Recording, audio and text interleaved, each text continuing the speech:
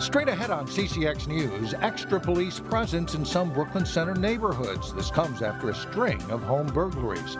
Plus, a trip to Brooklyn Park City Hall comes with a new attraction. This one could look different depending on when you visit. And a Maple Grove therapist's different approach to counseling, how she lets her clients walk and talk it out. CCX News starts right now. Hello everyone and thanks for joining us. Brooklyn Center police are stepping up patrols after a string of home burglaries. So far, all of the crimes took place in the southwest part of the city. Reporter Sonia Goins has an update on the investigation.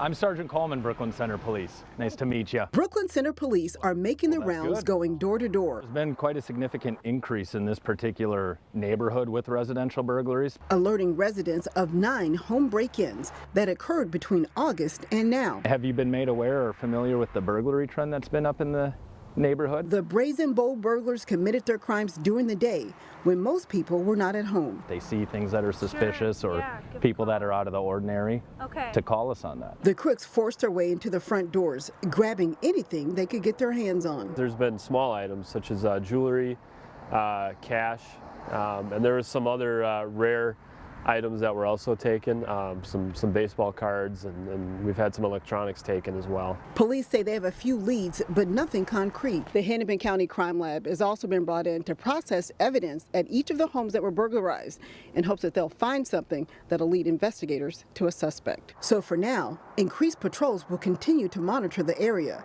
Some officers will be visibly noticeable.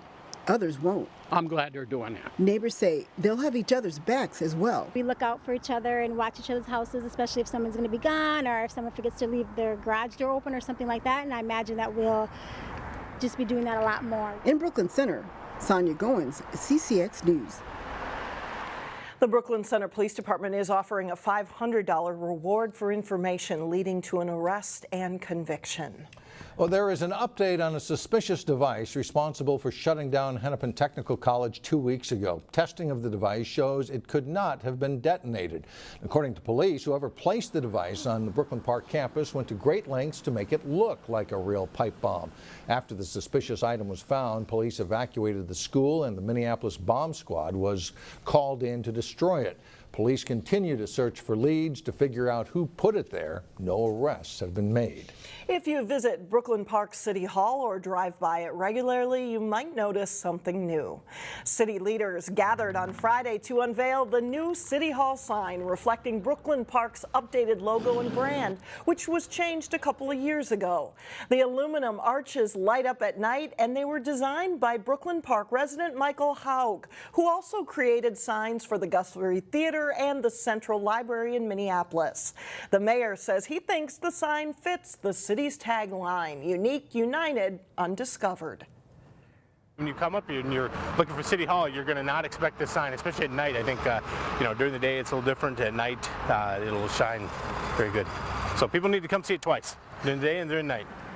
The new sign replaces Brooklyn Park's old sign, which had been around for 25 years and was in need of repair. The new sign cost the city $67,000.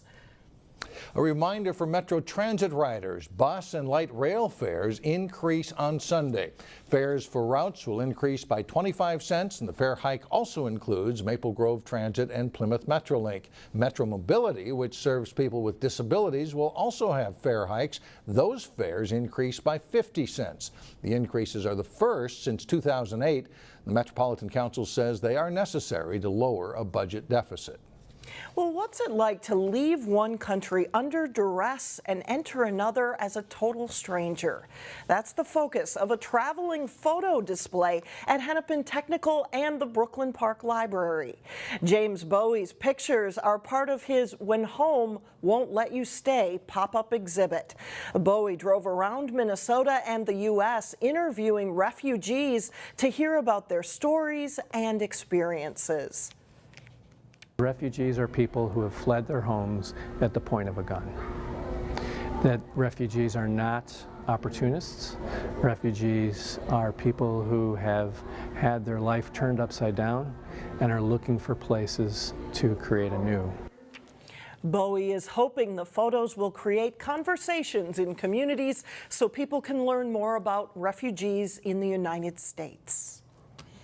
Well, when was the last time you bought a pair of shoes for $5 or less? Well, in Golden Valley today, an organization called Good in the Hood offered the chance to do that and help feed hungry families at the same time. In fact, eager buyers lined up outside the Shoe Away Hunger Bus. They take donations of gently used shoes from churches and shoe stores and then sell them very cheap. The income supports their food program. And it really hit me when my mom and her daughter came to our food program in January, and they had flip-flops, and that's all they had for footwear. And then I realized at the highest level, we not only can help with hunger relief and funding, this is really helping people with their footwear needs. The Shoe Away Hunger Bus is back in the Northwest Metro on October 27th at SEEP in Brooklyn Center. Still ahead, a mental health counselor's different approach to therapy. Well, she lets her clients walk and talk it out. Plus, it's a big volleyball matchup as Champlain Park visits Maple Grove. We'll have the highlights in sports. But first, it could be a rainy start to this weekend's Twin Cities Marathon. Temperatures will be in the 50s.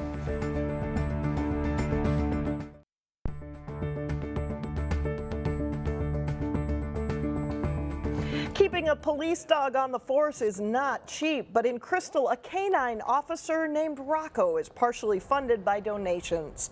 Rocco is a 6-year-old German Shepherd. He's been part of the Crystal police force for the past 5 years. A big fundraiser for Rocco is set for Saturday at Bassett Creek Park. The Run for Rocco starts with a kids race at 8:30 and a 5K run walk starts at 9 o'clock. All proceeds do go to support Rocco and his handler. A Maple Grove therapist is trying something new. Instead of counseling clients in the office, she's getting clients off the couch and onto walking trails. Reporter Shannon Slatton explains why it's an option that seems to be working. And believe it or not, they just start talking right away. Yeah. Yeah. Sometimes going for a walk can turn around a bad day. Oh, exactly. I know it just looks like two friends talking. Yeah, no one knows any different. Maple Grove therapist Jenny Ryman says going for a walk outside can be a good therapeutic practice too. I always feel better when I'm done. I always feel better. She got the idea after being part of a running group. We talk and noticing how good she felt after being with friends on the trails. Helps you kind of get the cobwebs out. So this past spring, Ryman started offering walk and talk therapy to her clients. Maybe a little awkward for a moment in, so how do we do this again? But as soon as we get started, it's so natural. And relaxing too. Ryman says the practice of walking helps people open up. Just the not having to look face to face at each other really relaxes people. So they're not worried about what your face looks like or how you're responding. It's just talking and not thinking about anything else.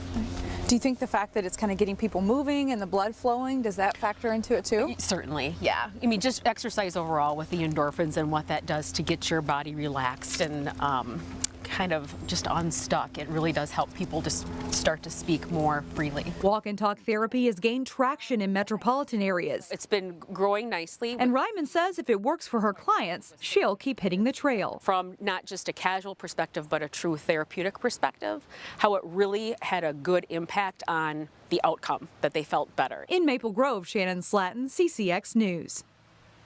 Ryman operates Ryman Counseling Clinic with 4 other therapists on Kirkwood Court in Maple Grove. Still ahead, a new Golden Valley play area that's already become a big attraction. But first, we'll have highlights of Maple Grove's battle with top-ranked Eden Prairie in prep football. John Jacobson is in next.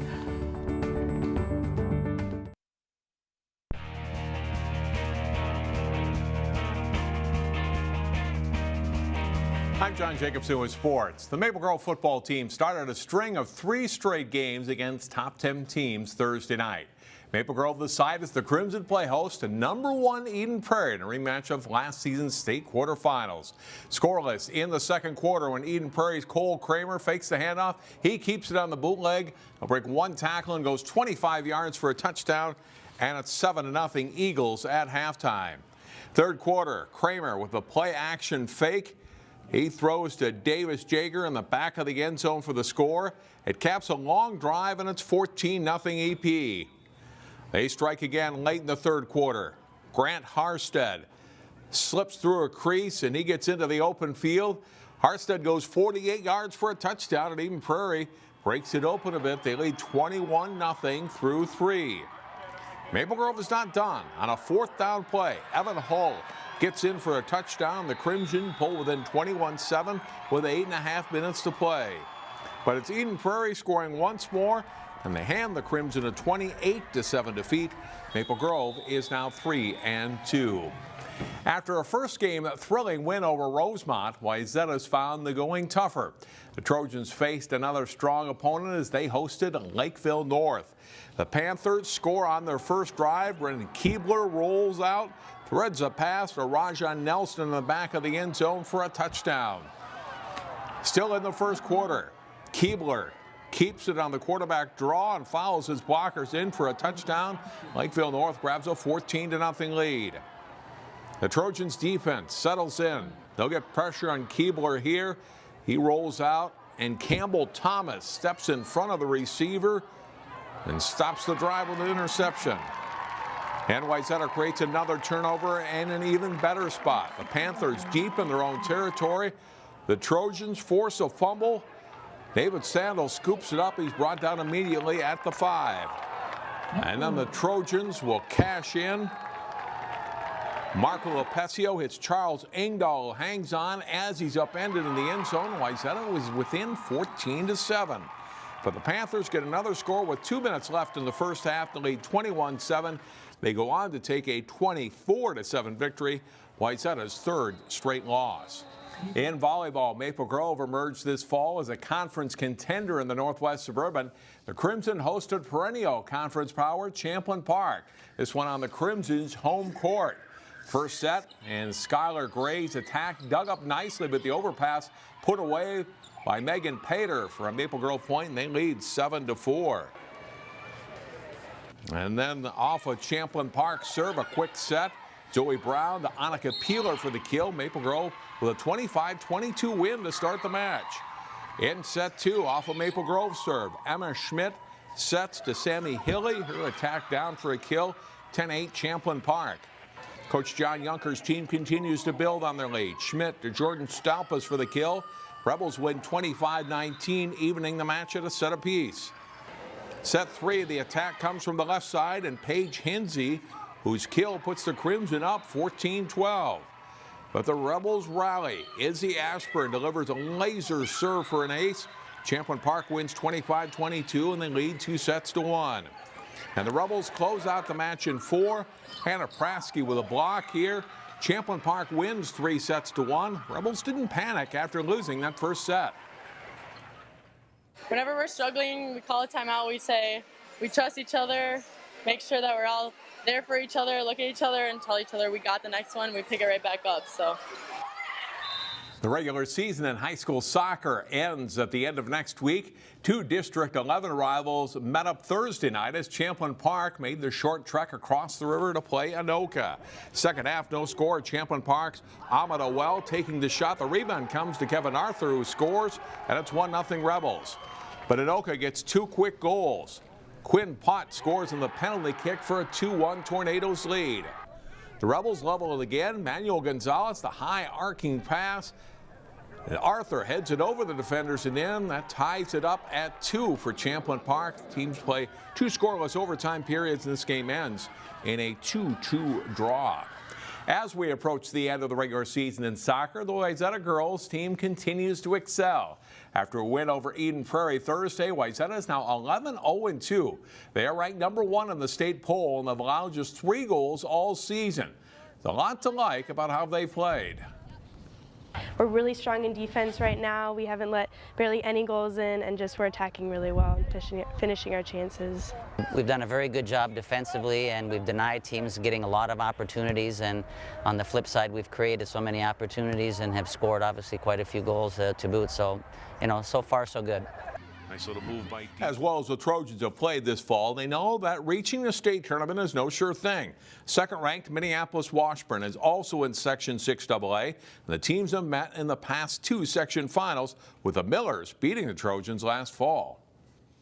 I mean, 2 years ago we beat them in overtime to go to to go past our section, but last year they beat us, so we've definitely been keeping an eye on Washburn, and they're definitely our biggest competitors this year. The Trojans host Minnetonka Tuesday before wrapping up the regular season next Saturday at Armstrong. And that's all for sports. We'll be back in just a moment. Well, since its official opening 2 weeks ago, the new fitness course and play area at Shopper Park has become quite popular. And Neil Persley takes a look at this unique structure in Weekend Showcase. For those of you who have been watching the construction, the wait is finally over. Collaboration was key. It had to be to bring this first of its kind in Minnesota $480,000 play and fitness area to Golden Valley. Well, we had 4 primary or key partners. One was Three Rivers Park District. They, of course, have a regional bike trail that comes right through the park. Another partner was Minnetonka-based Paul's Pals, a foundation set up to remember Paul Edelman by providing grants for adaptive projects across the Twin Cities. It's accessible for all bodies, so part of it is the ramp or the slow incline access to get up. There's all kinds of what's called sensory panels throughout the inside and the outside of the playground. The adaptive structure allows all children to play alongside parents and siblings, but I was eyeing the obstacles. It's called a challenge course, which is American Ninja Warrior meets NFL Draft Combine. It's not a playground. It's not a playground. This is a physical fitness course. This is for kids 5 all the way to 85. Minnesota-Wisconsin Game Time was the 4th key partner and set up the challenge course. This is for a person to challenge himself against time.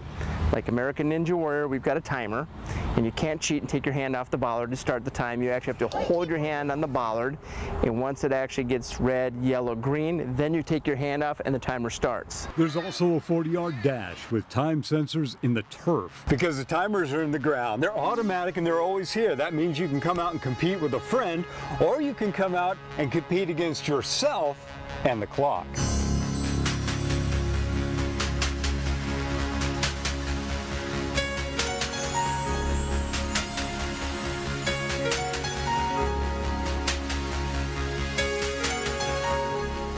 No matter what your fitness level, you should come out and give the challenge course a try. There's no right or wrong way to do it, and it's a lot of fun. From Shopper Park in Golden Valley, Neil Persley, CCX News.